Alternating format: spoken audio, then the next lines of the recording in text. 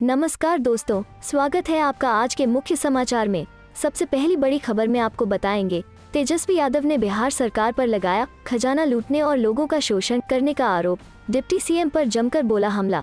इसी के साथ दूसरी बड़ी खबर में जिक्र होगा कि योगी सरकार पर बरसे चंद्रशेखर रावण, बोले ये गुंडों की सरकार है, इसमें न्याय की उम्मीद नहीं। तीसरी बड़ी खबर में आपको बताएंगे कि योगी सरकार पर जमकर बरसे अखिलेश यादव, बोले गाय गंगा और गड्ढे के मामले में है फेल। दोस्तों, हर एक खबर की गहराई में आपको ले जाएंगे, लेकिन उससे पहले अगर आपको भी ऐसा लगता है कि भाजपा की उल्टी गिनती शुरू हो चुकी है, तो आप अभी इस वीडियो को लाइक कीजिए और इस लाल बटन को दबाकर चैनल को सब्सक्राइब करके घंटी बजाइए और कमेंट में लिखे जय हिंद। तेजस्वी यादव ने बिहार सरकार पर लगाया खजाना लूटने और लोगों का शोषण करने का आरोप, डिप्टी सीएम पर जमकर बोला हमला। जी हाँ दोस्तों, राष्ट्रीय जनता दल और विपक्षी विधायक दल के नेता तेजस्वी यादव ने बुधवार यानी 22 सितंबर को बिहार के मुख्यमंत्री नीतीश कुमार पर निशाना साधा है। राजद नेता बिहार सरकार पर आम जनता का शोषण करने और राज्य खजाने को लूटने का आरोप लगाया है। यादव ने कहा कि हालिया 53 करोड़ रुपए का ठेका बिहार के अधिकारियों द्वारा बिहार के उप मुख्यमंत्री के सहयोगियों को दे दिया गया। यादव ने मामले पर जोर देते हुए इस पर कड़ी जाँच की मांग की है। तेजस्वी यादव ने अपने बयान में कहा, इस सरकार में केवल बस जनता का शोषण और लूट हो रहा है, यहाँ ऊपर से नीचे तक भ्रष्टाचार ही है। ये जांच का विषय है, उप मुख्यमंत्री की जरूर जांच होनी चाहिए। राजद नेता ने नीतीश कुमार की सरकार से कटिहार मामले पर जांच की मांग की है। कटिहार के एक गांव के 2 बच्चों के अकाउंट में रहस्यमय तरीके से करोड़ रुपए डाले गए थे।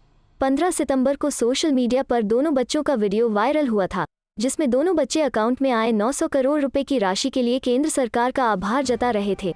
इसी बीच तेजस्वी यादव ने चुनावी टिकट के बदले कथित रूप से पैसे लेने के आरोप में उनके खिलाफ प्राथमिकी दर्ज करने के पटना अदालत के आदेश का जवाब देते हुए कहा, उन्हें कोई फर्क नहीं पड़ता कि कोई भी व्यक्ति उनके खिलाफ केस दर्ज करे। इस मामले पर कांग्रेस नेता संजीव कुमार सिंह ने पटना हाई कोर्ट में शिकायत दर्ज कराई थी, जिसमें उन्होंने दावा किया था कि राजद नेताओं ने उनसे लोकसभा और विधानसभा चुनावों में टिकट देने के बदले 5 करोड़ रुपए की मांग की थी। इसके अलावा उन्हें जान से मारने की धमकी भी मिली। कांग्रेस नेता ने दावा किया कि पैसे देने के बाद उन्हें टिकट नहीं मिला और जब उन्होंने आरोपियों से इस बारे में पूछा तो उन्हें जान से मारने की धमकी दी गई। इस आरोप में तेजस्वी यादव के अलावा उनकी मीसा भारती, मदन मोहन झा, सदानंद सिंह और राजेश राठौर का नाम भी शामिल है।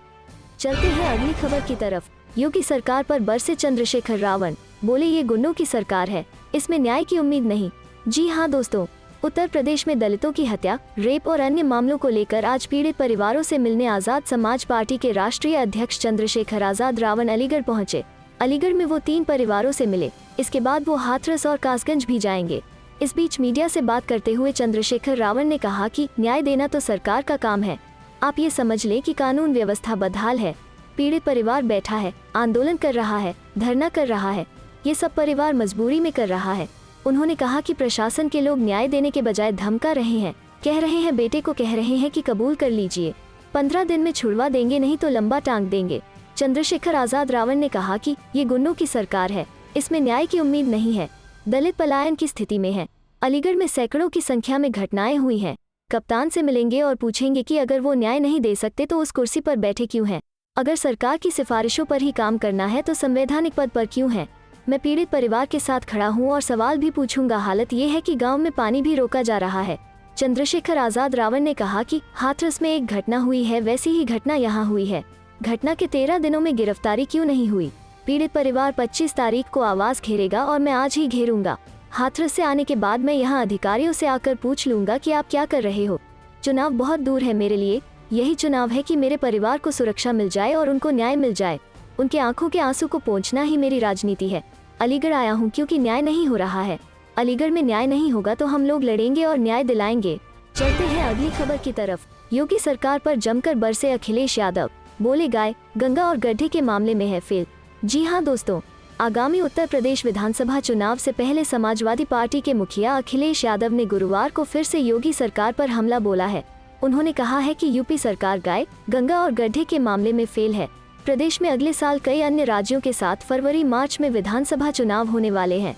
अपने सहपाठी गौतम शर्मा के पिता की त्रयोदशी के कार्यक्रम में शामिल होने के लिए महोबा पहुंचे अखिलेश यादव ने कहा, आम लोगों की बीजेपी से काफी नाराजगी है और इस वजह से सपा को 400 सीटें मिलने जा रही हैं।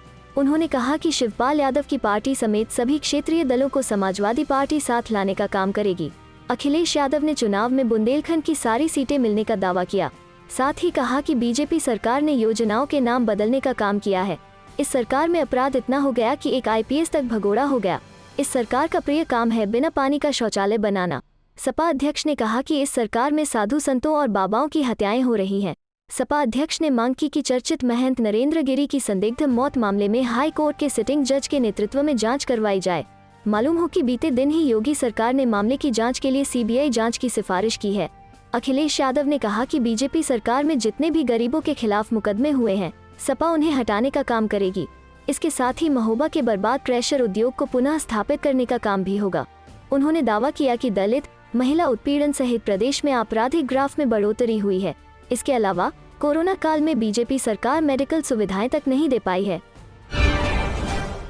भाजपा पर लोगों की नाराजगी भारी, आसान नहीं जीत की राह। जी हां दोस्तों, मध्य प्रदेश में खंडवा लोकसभा सीट और रैगांव, पृथ्वीपुर तथा जोबट विधानसभा सीटों पर उपचुनाव होने हैं। पृथ्वीपुर और जोबट पर पहले कांग्रेस का और बाकी 2 सीटों पर भाजपा का कब्जा था। सत्तारूढ़ भाजपा चारों सीटें जीतकर 2023 में होने वाले विधानसभा चुनाव और 2024 के लोकसभा चुनाव का आधार मजबूत करना चाहती है। लेकिन दमोह उपचुनाव में मिली हार के बाद पार्टी काफी सतर्क है और उसे जीत की राह आसान नहीं लग रही है। शायद यही वजह है कि देश के दूसरे राज्यों में उपचुनाव की घोषणा में मध्य प्रदेश को शामिल नहीं किया गया है। आधार मजबूत करने के लिए सत्तारूढ़ पार्टी को संभवतः और वक्त चाहिए। भाजपा ने चुनाव की घोषणा से पहले अपने नेताओं को मैदान में उतार दिया है। मुख्यमंत्री शिवराज सिंह चौहान खंडवा और रैगांव का दौरा भी कर चुके हैं। उधर दमोह के नतीजे से उत्साहित कांग्रेस भी तैयारी में जुट गई है। पार्टी का मानना है कि लोगों में भाजपा के प्रति भारी रोष है, इसलिए सत्ता में होने के बाद भी उसे दमोह में हार का सामना करना पड़ा। कांग्रेस का दावा है कि दूसरे उपचुनावों में भी नतीजे यही होंगे। प्रदेश कांग्रेस प्रवक्ता भूपेंद्र गुप्ता कहते हैं कि केंद्र और राज्य दोनों सरकारों ने जनता को राहत देने के नाम पर छलावा किया है। आम लोग महंगाई और बेरोजगारी से टूट चुके हैं। युवा आत्महत्या की राह अपना रहे हैं। बिजली संकट और खस्ताहाल सड़कों ने लोगों की परेशानी और बढ़ा दी है। गुप्ता के अनुसार शिवराज सरकार आम लोगों के लिए कुछ नहीं कर रही है, वो सिर्फ घोषणाएं करने में व्यस्त है। भाजपा 2003 के विधानसभा चुनाव में जिन मुद्दों के दम पर कांग्रेस को घेरकर सत्ता तक पहुंची थी, अब उन्हीं मुद्दों पर कांग्रेस भाजपा को घेर रही है। बारिश के बाद खस्ताहाल सड़कें एक बार फिर मुद्दा बन गई हैं। ग्वालियर चंबल में बाढ़ और बारिश से पुल पुलिया बह जाने, बिजली के भारी भरकम बिल और बढ़ती महंगाई के मुद्दे कांग्रेस जोर शोर से उठा रही है। चलते हैं अगली खबर की तरफ। शराबबंदी कानून पर बड़ा फैसला, इन जगहों पर शराब रखने की अनुमति। जी हां दोस्तों, बिहार सरकार की कैबिनेट ने बुधवार को बिहार मद्य निषेध और उत्पाद नियमावली 2021 को स्वीकृति दे दी। इसमें मद्य निषेध से जुड़े कई नियमों को स्पष्ट किया गया है। इसके तहत अगर किसी परिसर में शराब का निर्माण, भंडारण, बोतलबंदी, बिक्री या आयात निर्यात होता है तो वैसे पूरे परिसर को सीलबंद कर दिया जाएगा। मगर आवासीय परिसर में शराब मिलने पर सिर्फ चिन्हित भाग ही सीलबंद किया जाएगा, न कि संपूर्ण परिसर। इसके अलावा छावनी क्षेत्र एवं मिलिट्री स्टेशन को शराब भंडारित करने की अनुमति होगी, मगर कैंटोनमेंट क्षेत्र से बाहर किसी भी कार्यरत या सेवानिवृत्त सैन्य अधिकारी को शराब रखने या उपभोग करने की अनुमति नहीं होगी। प्राविधान के तहत अनाज एथनॉल उत्पादित करने वाली अनाज आधारित डिस्टिलरी की गतिविधि 24 घंटे सीसीटीवी कैमरे की निगरानी में संचालित होगी। साथ ही यह भी निर्णय लिया गया कि मादक द्रव्य से लदे वाहनों को राज्य सीमा में घोषित चेकपोस्ट से ही आने जाने की अनुमति होगी। ऐसे वाहनों को हर हाल में 24 घंटे के अंदर राज्य की सीमा से बाहर निकल जाना होगा। निर्धारित रूट पर जैसे ही शराब लदी गाड़ी राज्य की सीमा में प्रवेश करेगी, इसमें डिजिटल लॉक लग जाएगा। अधिहरण का प्रस्ताव मिलने पर कलेक्टर सुनवाई का यथोचित अवसर प्रदान करते हुए प्रभावी पक्षकार की उपस्थिति में 90 दिनों के अंदर अधिहरण का आदेश पारित करेंगे। प्रथम अपराध के लिए जमानत के लिए धारा 436 के प्रावधान लागू होंगे। कलेक्टर के आदेश के विरुद्ध अपील दायर की जा सकेगी, जिस पर आयुक्त उत्पाद को 30 दिनों के अंदर आदेश पारित करना होगा। पुनरीक्षण के लिए विभागीय सचिव को भी 30 दिनों के अंदर आदेश पारित करना होगा।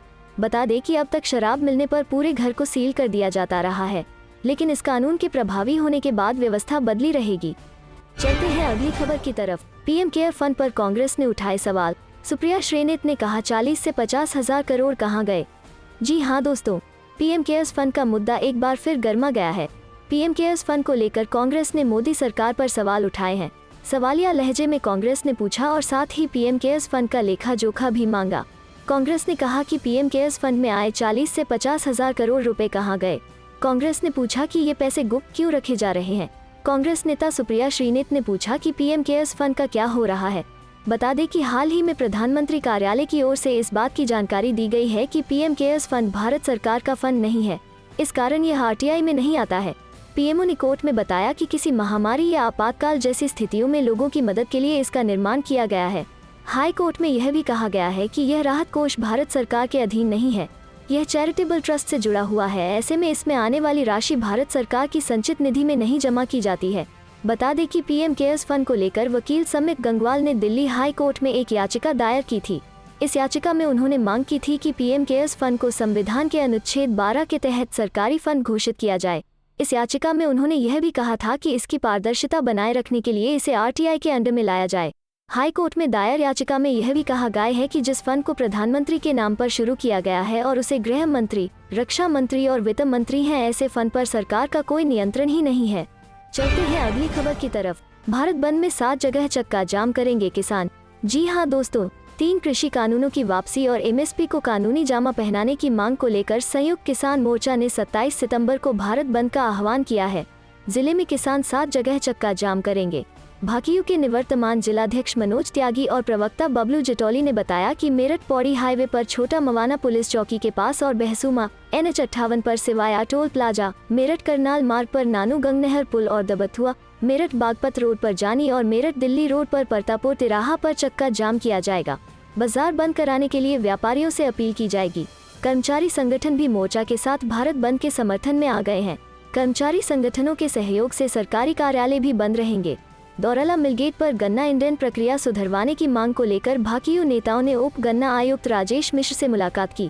संजय दौरालिया ने बताया कि दौराल शुगर मिल गांवों के सेंटरों पर तो रोजाना गन्ना इंडेंट जारी करता है, लेकिन मिलगेट पर 3 से 4 दिन में इंडेंट जारी करता है। इसे आगामी पेराई सत्र में सही कराया जाए। चलते हैं अगली खबर की तरफ। ऐतिहासिक होगी प्रियंका गांधी की प्रतिज्ञा रैली। धीरज गुर्जर। जी हां दोस्तों, यूपी में कांग्रेस सभी 403 विधानसभा सीटों पर चुनाव लड़ेगी और जमीन से जुड़े नेताओं को आगे बढ़ाएगी। 29 सितंबर को कांग्रेस महासचिव प्रियंका गांधी मेरठ में आयोजित प्रतिज्ञा रैली से चुनावी शंखनाद करेंगी। उक्त बातें कांग्रेस के राष्ट्रीय सचिव और यूपी के सह प्रभारी धीरज गुर्जर ने जिला कांग्रेस कार्यालय पर आयोजित कार्यक्रम में कार्यकर्ताओं से कही। धीरज गुर्जर जिले में राष्ट्रीय महासचिव और उत्तर प्रदेश प्रभारी प्रियंका गांधी की 29 सितंबर को वैशाली मैदान मेरठ में होने वाली रैली की तैयारियों की समीक्षा कर रहे थे। धीरज गुर्जर ने कहा, मेरठ के वैशाली मैदान पर होने वाली प्रियंका गांधी की रैली ऐतिहासिक होगी, जो उत्तर प्रदेश में सत्ता परिवर्तन की नींव रखेगी। मेरठ में 1 लाख से अधिक लोगों की भीड़ जुटाने की तैयारी है। प्रदेश सचिव डॉक्टर शोएब, प्रदेश युवक कांग्रेस के अध्यक्ष ओमवीर यादव, सचिव मुकेश यादव ने विचार रखे।